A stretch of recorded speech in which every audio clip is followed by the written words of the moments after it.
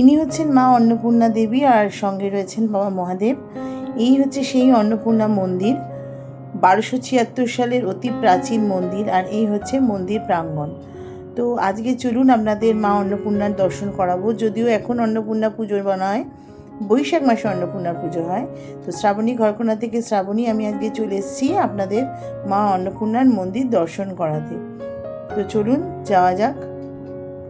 আপনাদের প্রথমেই আসতে হবে মালঞ্চ পঞ্চবটিতে। পঞ্চবটি হচ্ছে স্টপেজটার নাম, আর মালঞ্চ গ্রামের। বারুইপুর থেকে যে কোনো অটো বা বাসে করে আপনারা পঞ্চবটি স্টপেজে নামতে পারেন। আর গড়িয়া থেকে যদি আপনারা আসেন তো অটো বা বাসে আপনারা বলবেন পঞ্চবটি স্টপেজে আপনাদের নামিয়ে দিতে।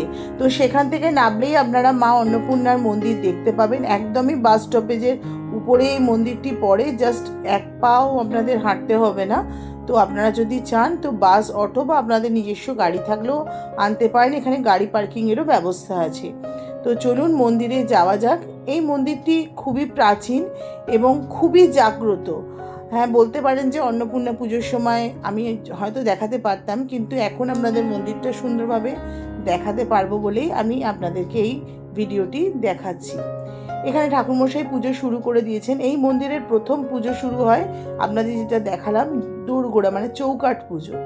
এই পুজো করার পরেই মা অন্নপূর্ণার পুজো শুরু হয় এবং এই মন্দিরটি অত্যন্ত জাগ্রত। এই মন্দিরে যারা প্রতিষ্ঠা করেছিলেন তারাই এখন এই মন্দিরের দেখাশোনার ভারে আছেন এবং মন্দির রক্ষণাবেক্ষণের দায়িত্ব তাদের ওপরেই রয়েছে। 1276 খ্রিস্টাব্দে শ্রী গৌরীপ্রসাদ মৈত্র মহাশয় এখানে মন্দিরটি স্থাপন করেন এবং মা অন্নপূর্ণা দেবীকে এখানে স্থাপন করেছিলেন। এবং মার গায়ে যা গহনা সবই সোনার, এবং ওনারাই এখানে নিত্য পুজোর আয়োজন করেছেন এবং প্রতিদিনই এখানে খুব শুদ্ধাচারে নিত্য পুজো হয়। এবারে আপনাদের বলি যে কেন অন্নপূর্ণা পুজো আমরা করি এবং করে থাকি। পুরাণ মতে একবার ভগবান শিব পৃথিবীকে শূন্য মায়াময় বলে ঘোষণা করেছিলেন। তখন দেবী পার্বতী অন্নপূর্ণার রূপ ধারণ করে পৃথিবীতে অন্নদান করেছিলেন। হিন্দু ধর্মে কথিত আছে যে অন্ন এবং জীবিকার সঙ্গে জড়িয়ে রয়েছেন মা অন্নপূর্ণা দেবী। তিনি ভক্তদের জীবনে অন্নের অভাব দূর করে সুখ সমৃদ্ধি এনে দেন। তাই বিশেষ তিথিতে মা অন্নপূর্ণার পুজো অত্যন্ত গুরুত্ব এবং অপরিসীম। ধর্মীয় বিশ্বাস অনুযায়ী এই দিন অন্নপূর্ণা পুজো যদি কেউ করে তাহলে তার সংসারে কখনো অন্নের অভাব হয় না। এবং আমরা শুনে থাকি যে মা অন্নপূর্ণার ভোগ যদি কেউ গ্রহণ করে তাহলে তার কোনোদিন অন্নের অভাব হয় না, সংসারে কোনোদিন অশান্তিও আসে না, পরিবারের সুখ শান্তি সমৃদ্ধি বজায় থাকে। বিশেষ করে গৃহস্থদের জন্য এই পুজো অত্যন্ত শুভ বলে মনে করা হয় এবং সেইভাবেই এখানে অত্যন্ত শুদ্ধাচারে পুরোহিত মশাই পুজো করছে আপনারা দেখতে পেলেন।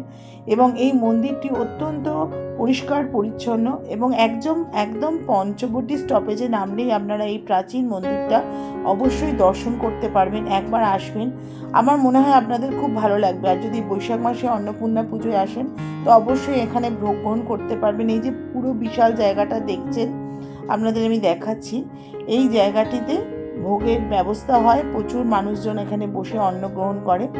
আমার ভিডিওটি যদি ভালো লাগে তাহলে অবশ্যই একটা লাইক করবেন, অবশ্যই কমেন্ট করে জানাবেন কেমন লাগছে ভিডিওটি।